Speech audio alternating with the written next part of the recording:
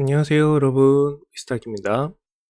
음, 오늘은 영상 시작하기에 앞서서요. 리차드 파인만이라는 미국의 물리학자분의 인터뷰 영상이 있는데요. 이거 먼저 보고 이야기 나누도록 하겠습니다. 보시고 오시죠. My cousin at that time, who was 3 years old and was having considerable difficulty with his algebra, and had a tutor, Cam. And I was allowed to sit in the corner while the tutor would try to teach my cousin algebra. And so problems like 2x plus, I said to my cousin that, I said, what are you trying to do? You know, I hear him talk about x. He said, well, you know, 2x plus 7 is equal to 15, he said, and you're trying to find out what x is. I said, you mean 4? He says, yeah, but you did it with arithmetic. You have to do it by algebra. And that's why my cousin was never able to do algebra, because he didn't understand how he was supposed to do it. There was no way. I learned algebra, fortunately, by not going to school, by knowing the whole idea was to find out what x was, and it didn't make any difference how you did it. There's no such a thing as you don't do it by arithmetic, you do it by algebra. That was a false thing that they had invented in school so that the children who have to study algebra can all pass it. They had invented a set of rules which, if you followed them without thinking, could produce the answer. Subtract 7 from both sides. If you have a multiplier, divide both sides by the multiplier, and so on. A series of steps by which you could get the answer if you didn't understand what you were trying to do. 네, 영상 어떻게 보셨는지요? 이 영상은 제가 한 20번에서 30번쯤 돌려본 것 같아요. 저한테 좀 영감을 주는 말이었기도 하고요.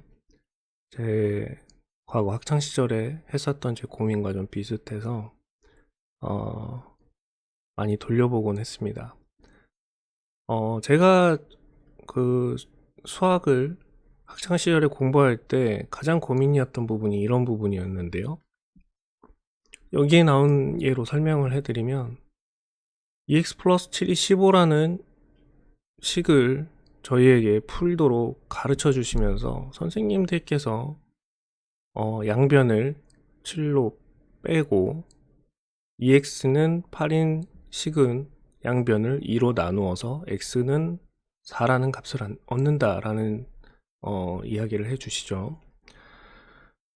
여기에서 제일 고민이었던 건 뭐냐면 왜 양변을 7로 빼야 되는지, 왜 양변을 2로 나누어야 되는지 설명을 해주지 않았어요. 제가 여러 번 물어봤을 때 선생님들의 항상 수학에 대한 이야기는 이런 거였습니다. 수학은 논리적인 학문이다. 하지만 전혀 논리적이지가 않았어요, 저는. 왜라는 나의 답에 해주지 않고 그래야만 하니까라고 답변을 일관하면서 논리적이라고 이야기하는 게 모순이었던 거죠. 저는 이런 것들을 되게 많이 고민했었는데요. 이 영상에서 리차드 파인만의 이런 부분에 대한 대답을 좀 들어볼 수 있었습니다. 이 부분은 저희가 주식을 하면서도 꼭 고민을 해야 되는 부분이라고 생각해요. 내가 주식을 왜 하고 있는지, 그리고 주식의 최종 목적이 무엇인지 먼저 고민해 볼 필요가 있을 겁니다. 주식의 최종 결과물에 대해서는 모두 의견을 동의할 거라고 생각합니다. 주식을 함으로써 우리가 얻고자 하는 최종적인 결과물은 돈을 버는 거죠. 이익을 얻는 것입니다. 이거는 모두가 마찬가지지만 제가 드리는 말씀은 그 과정에서의 다름을 말씀드리고자 하는 겁니다. 어떤 사람은요, 급하게 많은 돈을 벌고 싶어서 주식에 투자하시는 분도 있을 겁니다. 이런 분들이 나쁘다고 말씀드리는 게 아니라 주식을 함으로써 개개인이 얻고자 하는 바가 다르다는 걸 말씀드리는 겁니다. 마치 지금은 여론이 모든 사람이 장기 투자가 답이다, 그게 옳다라고 이야기하지만 저는 그렇게까지 말씀드리진 않습니다. 각자의 사정이 있는 거고 각자의 이유가 있는 거고 각자의 상황이 다르죠. 예를 들어서 20대 청년인데 10만 원만 가지고 있고 뭐 한 달에 생활비로 다 쓰고 나면 모을 수 있는 돈이 거의 제로인 청년에게 장기 투자가 답이라고만 이야기하는 게 옳은 것만은 아니다라는 이야기죠. 오히려 이제 청년 입장에서 장기 투자가 유리하긴 하지만 그래도 최소한의 시드머니는 좀 빨리 불릴 필요가 있기 때문에 약간의 도박성도 감수를 해야 되는 부분도 반드시 있다는 겁니다. 그래서 내가 이 주식을 함으로써 얻고자 하는 최종적인 것이 무엇인지 먼저 판단하실 필요가 있고, 그것에 따라서 시장을 보는 관점과 이 주식을 대하는 태도가 전혀 다른 게 정답이 될 수 있다라고 먼저 말씀드리는 거고요. 이거는 각자의 상황이 다르실 거기 때문에 혹시라도 다음에 뭐 개별적인 이야기를 나눌 수 있다면 제가 도움을 드릴 수 있겠지만, 뭐 지금은 이렇게 원론적인 이야기밖에 드릴 수 있는 게 없습니다. 그래서 내가 과연 시장에서 무엇을 봐야 되는지에 대해서 개별적으로 말씀드릴 수 없기 때문에 총론에 대해서 좀 먼저 말씀을 드리고자 합니다. 시장을 바라보는 관점은 두 가지 정도로 관점을 말씀드릴 수 있을 것 같은데요. 마이크로적인 관점과 매크로적인 관점이라고 생각하시면 될 것 같습니다. 사전적인 의미부터 좀 설명을 드리면요. 마이크로적인 관점은요, 좀 작은 개념이라고 보시면 될 것 같고요. 매크로는 좀 단위가 큰 개념이라고 그냥 느낌을 가지시면 될 것 같습니다. 근데 여기서 이제 오해하고 계신 게요. 이제 많은 분들이 마이크로적인 관점으로 주식 시장을 바라볼 때 가장 오해하고 계신 부분은 재무제표를 보신다는 거죠. 재무제표가 답이고 재무제표를 통해서 마이크로적인 것들을 판단하려고 한다는 거예요. 재무제표는 우리가 주식을 사고 파는데 저는 팔 때는 영향을 좀 미칠 수 있겠지만 내가 주식에 진입하는 데 있어서는 저는 거의 영향력이 없지 않나? 라고 판단합니다. 재무제표를 아무리 봐도 미래의 주가를 예측할 수 없습니다. 왜냐? 현재 재무제표에 포함되어 있는 내용은 이미 주가에 다 반영되었기 때문이죠. 실제로 마이크로적인 관점에서 우리가 이 회사를 판단할 때는요, 재무제표보다는 회사의 미래 계획에 초점을 맞추셔야 합니다.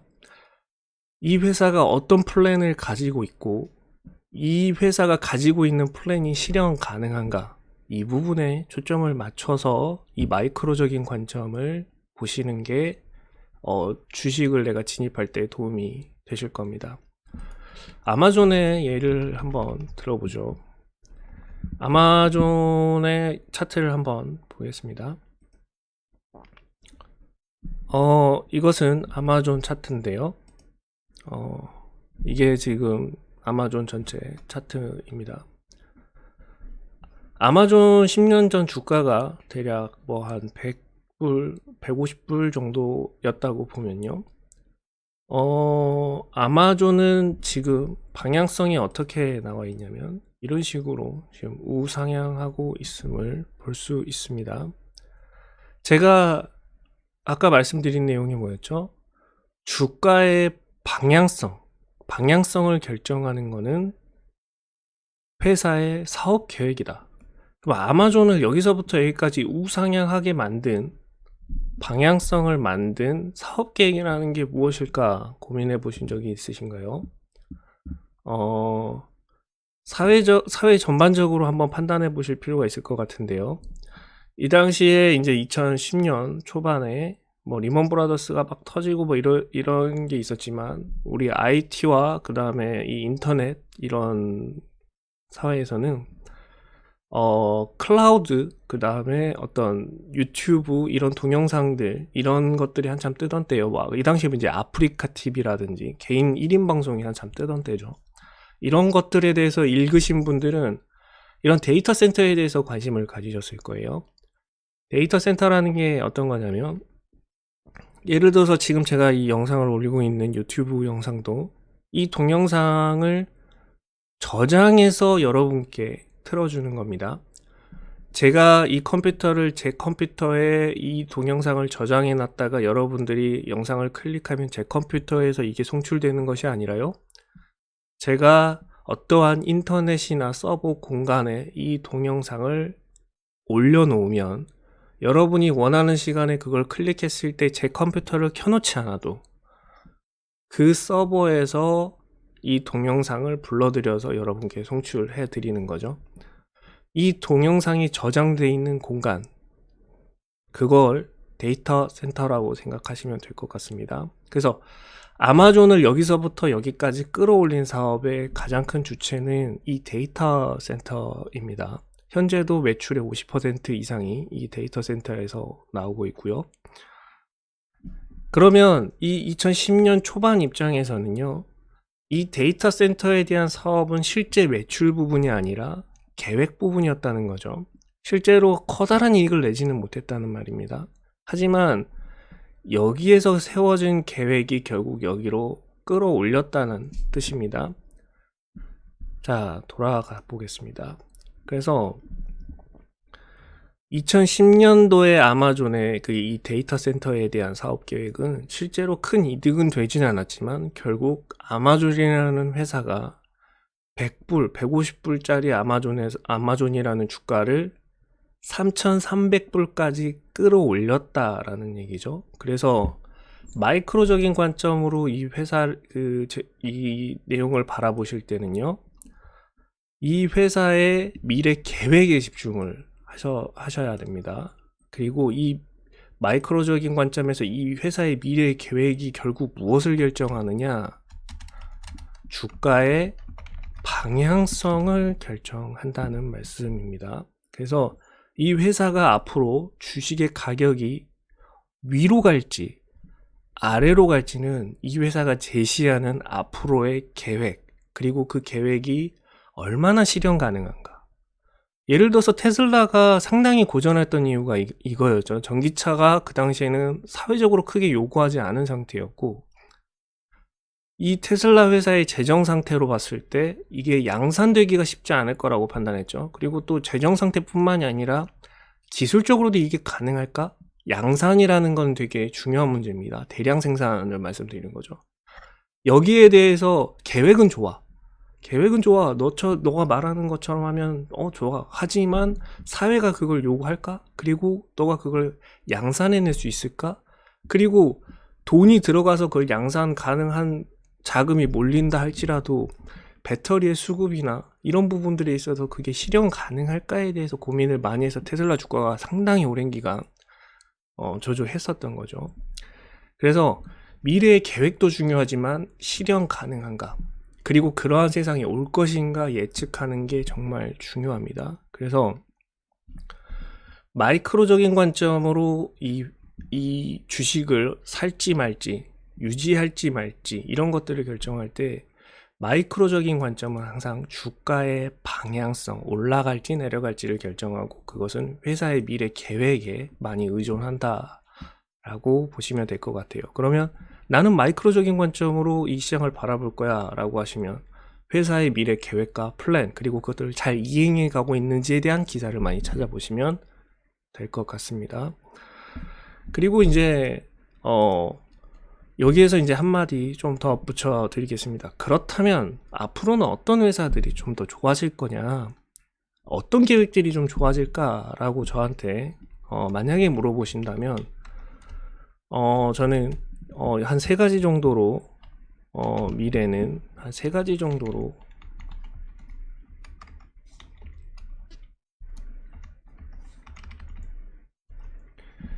말씀드릴 건데요.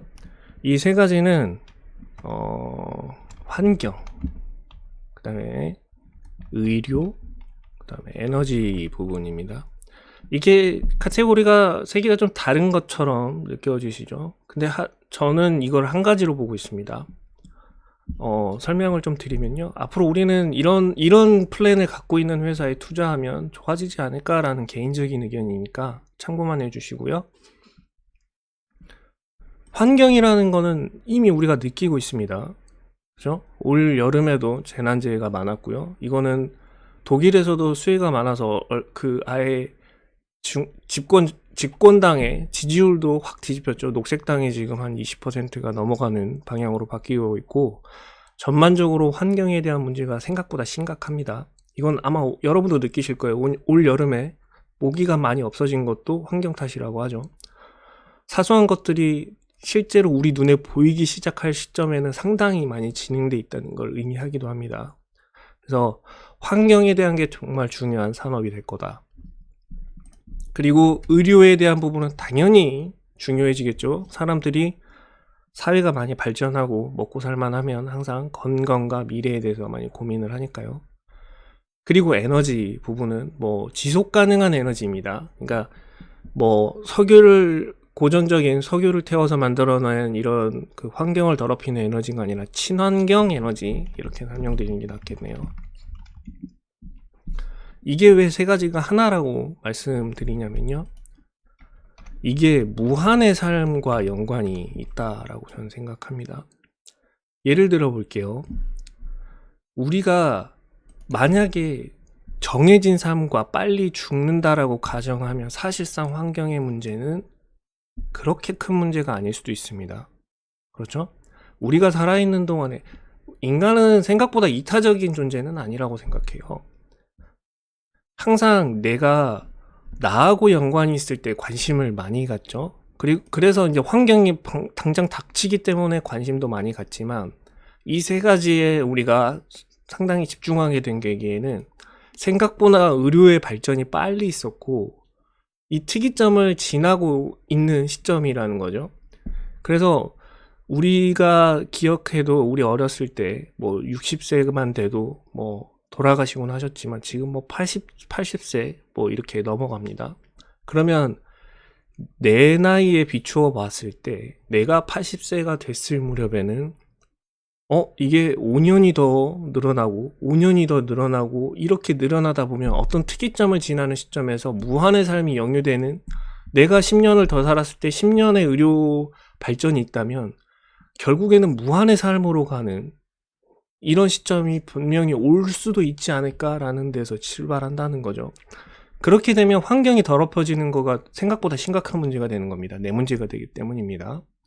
그리고 의료의 발전도 이 무한의 삶에 직접적인 영향을 끼치는 거고요.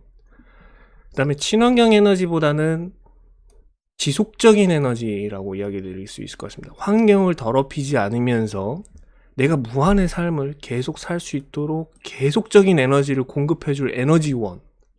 네. 그래서 이 세 가지는 인간이 수명이 늘어나면 늘어날수록 더 각광받을 수 있는 미래에 중요한 사업들이 아닐까라고 생각을 합니다.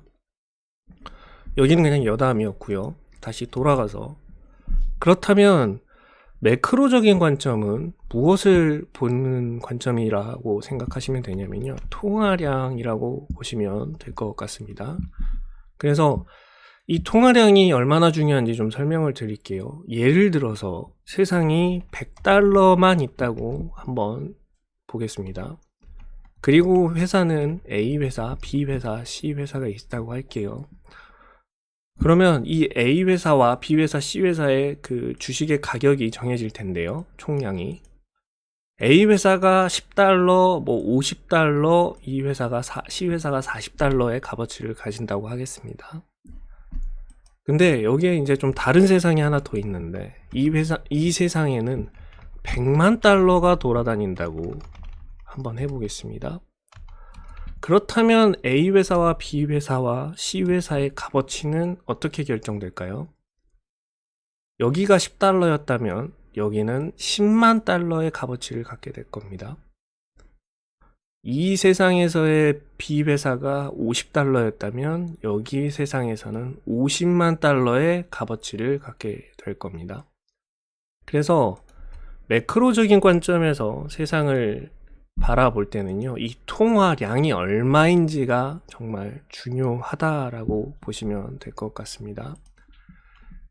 그래서 이 매크로적인 관점으로 통화량에 집중을 하면요, 무엇을 맞출 수 있냐면요, 주식의 가격을 예측할 수 있습니다.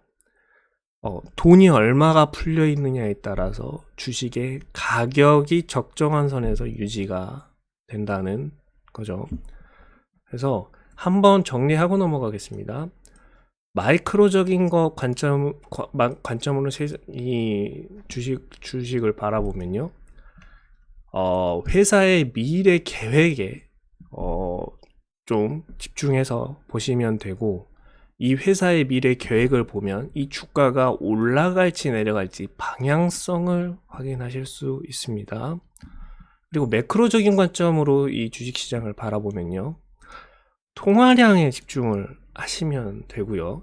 이 통화량을 보는 방법은 여러 가지가 있죠. 연준 의장의 발표, FOMC의 발표, 금리 인상, 테이퍼링, 그 다음에 전쟁, 원자재 가격 상승과 물가, CPI, PPI 지표 등 뭐 이런 것들을 좀 보시면 됩니다. 이런 지표들을 많이 보면 매크로적인 관점으로 시장을 바라보시는 거고요. 이 모든 것들은 통화량과 연관되어 있다. 그리고 이 통화량에 따라서 주식의 가격이 정해진다라고 보시면 될 것 같습니다. 그래서 이것도 한번 차트를 보겠습니다.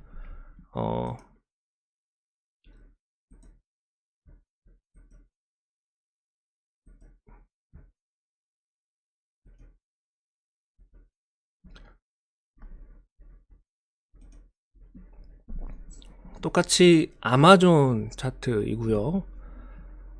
여기에서는 어떤 부분을 좀 보여드리고 싶냐면 매크로적인 통화량 부분에 대한 설명을 드릴 텐데요. 아마존 차트입니다. 제가 보고 싶은 부분은 2020년 약 3월 말이면 최저점이었죠. 팬데믹 딱 마지막 저점을 찍은 시점, 이 시점부터 아마존 주가가 최고점을 찍었던 이 지점까지의 시기를 보고 싶습니다. 이 부분을 보시면 168일 동안 내용이고요. 여기서부터 여기 부분까지 주가가 대략 113% 상승하신 걸 볼 수 있습니다. 반년 동안 113%가 상승했습니다.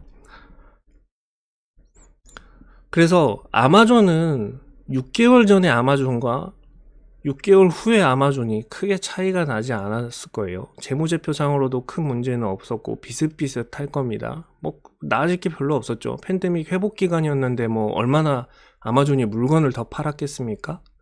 네. 데이터 센터에서 매출 부분이 좀 더 나왔겠죠. 다들 팬데믹으로 집안에 있었기 때문에. 하지만 이만큼 끌어올릴 양은 아니었을 거예요. 하지만 여기서부터 여기까지 끌어올린 힘은 뭐였냐? 통화량의 증가가 있었다라는 겁니다. 그래서 두 배 이상 이 주가가 뻥튀기 되는 데에는 이 전체 통화량이 2배 가까이 증가했었죠. 실제 M2 지수를 봐도 여기서 한 2배 가까이 뛰었을 겁니다. 그래서 이 통화량에 따라서 주가가 올라간 거다. 네, 이렇게 보시면 될 것 같습니다. 그래서 여기에서 우리가 아이디어를 하나 얻을 수 있는데요. 요만큼 그러면 오케이 알겠다. 마이크로적인 관점으로 보면 회사의 미래 계획을 보고 주가의 방향성, 올라갈지 내려갈지 결정할 수 있으니까 요걸 보겠다. 그리고 매크로적 관점으로 보면 이게 주식 가격을 결정하는 것도 알겠다. 그럼 이거 어떻게 응용할 거냐? 여기에서 만약에 제가 장기 투자자라면 나는 마이크로적인 관점을 봐야 될까요? 매크로적인 관점을 봐야 될까요? 장기 투자자는요, 마이크로적인 관점을 보시면 됩니다. 그리고 매크로적인 관점은 누가 보시면 되냐면요, 단기 투자자가 보시면 됩니다. 자, 이거를 아까 좀 전에 봤던 차트를 통해서 설명을 드리겠습니다. 여기 좀 전에 보였던 아마존 통화량 증가로 여기서부터 여기까지 2배가 올랐다라는 내용이죠. 여기서부터 여기까지 올린 이유가, 주된 이유가 뭐였다고 말씀드렸습니까? 통화량이 증가했기 때문에 이만큼 올라간 겁니다. 그러고 나서 상당량 요만큼의 기간의 정체가 있었죠. 약 1년하고도 반의 정체 기간이 있었습니다. 이때부터 뉴스가 터진 거죠. 테이퍼링 걱정이 이때부터 시작된 겁니다. 그래서 통화량이 이마만큼 늘었기 때문에 요마만큼 올라간다. 그러면 어떤 느낌이면 되냐면, 제가 그래서 아까 말씀드렸죠. 매크로적인 관점으로 접근하신 부분은 단기 투자자. 단순히 회사가 값어치가 있거나 상대적으로 의미가 있어져서 주가가 올라간 게 아니라 총량이 늘어서 그냥 기계적으로 올라간 거예요. 수치적으로만 올라간 겁니다. 그러면 단기 투자자 입장에서 봤을 때는 통화량이 줄어들면 심플하죠. 떨어지거나 정체하거나 상당 기간 그 부분에 멈춰 있을 겁니다. 그러면 단기 투자자는 통화량에 집중해서 통화량이 늘어나면 주식을 사고 통화량이 줄어들면 주식을 팔고, 이 회사가 장기적으로 좋은 걸 가졌기 때문에, 좋은 계획을 가졌기 때문에 단기 투자자가 이 회사를 보유해서는 안 된다는 뜻이죠. 네. 내가 단기 투자자여서 단타 입장으로 이 주식에 접근을 하셨다면 오로지 통화량에 관심을 가져야지, 이 회사가 재무제표나 미래 계획이 좋기 때문에 통화량이 줄어드는 걸 뻔히 보면서도 버티면 안 된다는 얘기입니다. 단기 투자자면 통화량이 떨어지면 파셔야 됩니다. 그래서 제가 처음에도 말씀드렸죠. 각자의 이유는 다르겠지만 내가 이 시장을 어떻게 접근할지 먼저 결정하셔라. 그래서 내가 단기 투자자로 접근하셨다면 이 회사가 설령 좋은 방향성을 가졌더라도 통화량이 줄어들면 단기 투자자 이유밖에 파셔야 된다는 뜻입니다. 그러면 반대로 장기 투자자는 어떻게 하셔야 됩니까? 주가가, 이 회사가 좋은 계획을 가지고 있으면 통화량이 줄어들어서 단기적으로 하락을 하더라도 주식을 팔면 안 되죠. 네, 이런 식으로 접근하시는 겁니다. 그래서 나는 장기 투자자다. 그러면 나는 미래의 계획을 봤다. 그러면은 테이퍼링, 금리 인상 이런 거에 관심 없이 나는 계속 회사의 계획을 보고 좋다고 하면 쭉 보유하시면 되는 겁니다. 그리고 이제 한마디 덧붙이시면, 장기 투자자라고 해서 통화량이 떨어진다고 해서 모든 주식을 던져라 이런 말씀은 아닙니다. 단지 비중을 조절하셔라 라는 뜻이죠. 이익을 봤으면 무조건 빠져나와서 나는 100%다 아니, 그것도 오케이입니다. 왜? 우리는 주식을 통해서 이익을 얻으면 그만이기 때문이죠. 최종 목적을 잊으시면 안 됩니다. 이익을 얻으면 잘하신 행동이기 때문입니다. 그래서 그나마 이제 좀 더 안정적으로 얻으실 수 있는 방법은 단기 투자자면서도 비중을 좀 조절하시는 방법을 하시면 좋을 것 같습니다. 무슨 말씀이냐면, 통화량이 늘어나면요, 이거는 이제 꼭 단기 투자자만이 아니라 장기 투자자에게도 포함이 되는 말인데요. 통화량이 늘어나면 예를 들어서 앞으로 전반적인 시장 상황이 좋아질 거기 때문에 현금과 주식의 비중을 늘려서 한 80대 20 정도 이런 식으로 비중을 조절하시는 것도 하나의 좋은 방법이 되실 겁니다. 그래서 만약에 앞으로 지금 이제 잭슨 밀팅 이후로 다시 테이퍼링에 대한 이야기가 조금은 또 완화되는 바람에 앞으로는 좀 더 좋아지지 않겠냐라는 이야기가 나오면서 주식시장이 반등하고 있는 모양새죠. 하지만 불과 한 일주일 전만 해도 통화량이 줄어들 거다, 테이퍼링을 계속 시작할 거다, 그리고 그게 내년 초에는 금리 인상으로 이어질 거다라는 이야기까지 오갔기 때문에 통화량이 줄어들 것으로 예상하고 주식이 올라가지 못하는 그런 상황이 있었습니다. 그래서 통화량이 줄어들 거다라고 예상이 되면 현금의 비중을 이거 바뀌었네요. 20대 80입니다. 만약에 통화량이 줄어들 거다 하면 50대 50 정도로 이런 식으로 이제 낮춰 가시는 형태를 취하시면 될 것 같습니다. 그리고 통화량이 늘어날 걸로 예상이 되면 20대 80으로 주식의 비중을 좀 높이시는 방향으로 움직이시면 될 것 같습니다. 사실 정답은 없죠.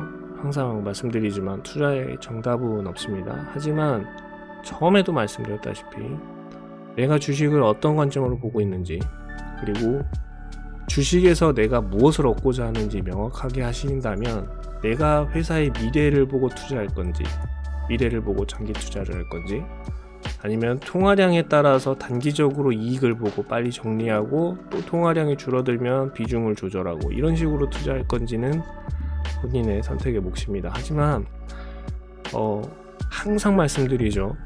마이크로적인 관점에서 항상 세상을 바라보시고 장기 투자자 하시는 게 살아남으실 확률이 높습니다. 많이 보셔서 아실 거예요.